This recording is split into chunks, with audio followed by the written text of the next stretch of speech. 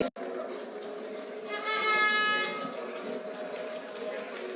the next race we have is the final of the men's K2 500 metres. This is another non-Olympic event, but no less hotly contested. It will be fast, it will be furious, and I can assure you it will be painful for those involved. The lactic building up over 500 metres, I can imagine, Jess, especially in K2, is quite intense. Yeah, but they have a friend with them to help push them along or pull them along. And it's obviously it's a shorter race. If there's two of you, you're going a lot faster. And do you think it takes a particular skill to be able to paddle in a K2, or is it something that anyone who can paddle K1 can just up and do and fit into a double, into a K2?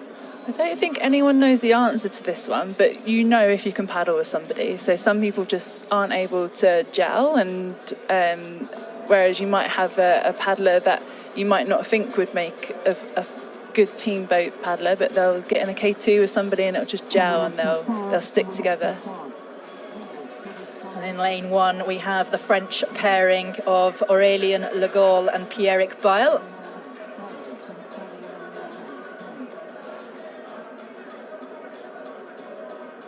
Our first K2 event of the day, our first double event of this World Cup. There alongside them from Germany, that's Martin Hiller and Thorsten and Jakob Thorsen.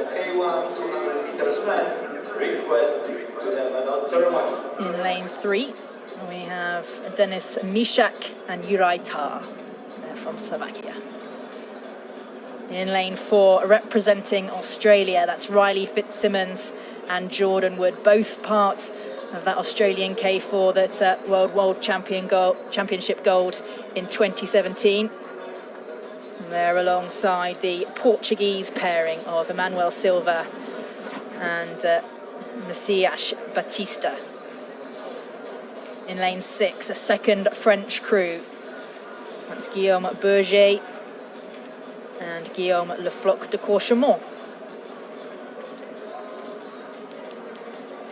In lane seven, that's Stefan Vekic and Vladimir Troruborov of Serbia. From Spain. In lane eight, that's Juan Orias and Enrique Adan.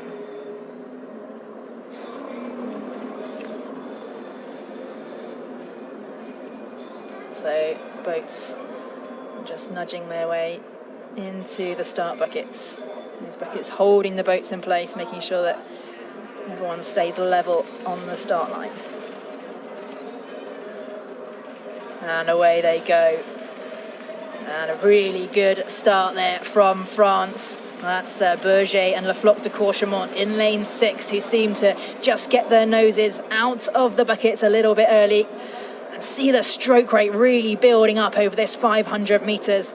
It is France, though, who seem to have the lead in the early stages. Their teammates, Le Gall and Bail, out in lane one, also going strongly. Serbia's Vekic and Troruborov pushing things along nicely as well in the early stages. And this is really, really close racing. Jess, the power and the stroke rate here is really, really obvious, isn't it, in comparison to K1 racing? Yeah, because there's two of them, there's so much more power in the boat, so you can hold the stroke rate up for longer, and the people that paddle well together, you can see that they're in.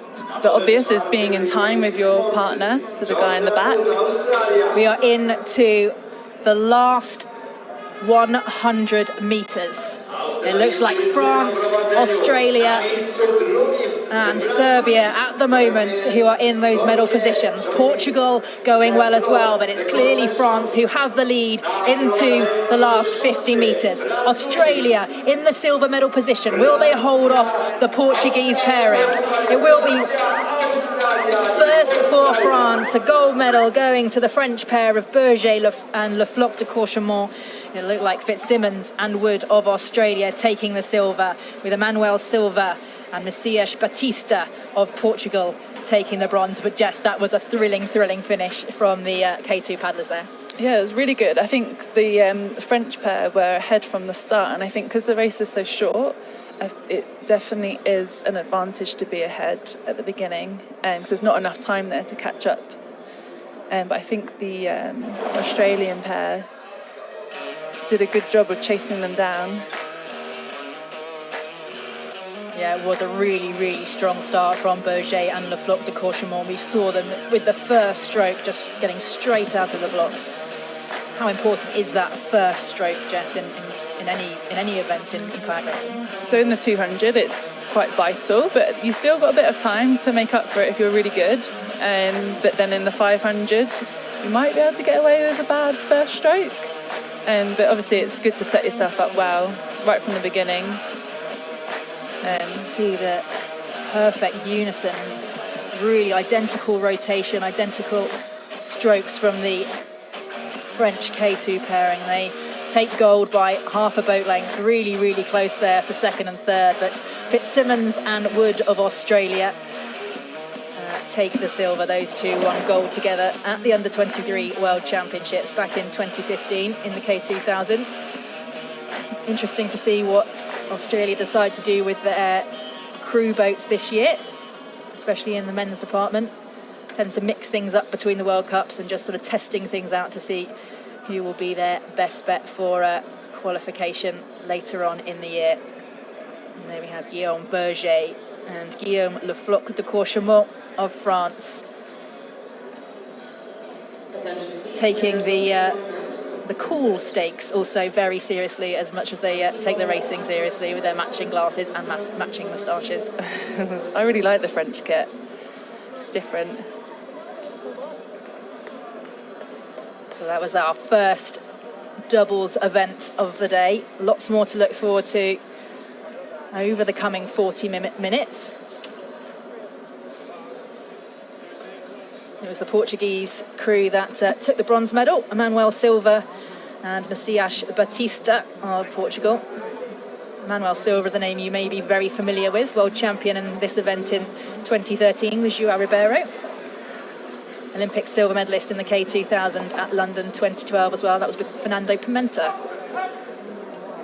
I think we'll be seeing a lot more of this French pair this year.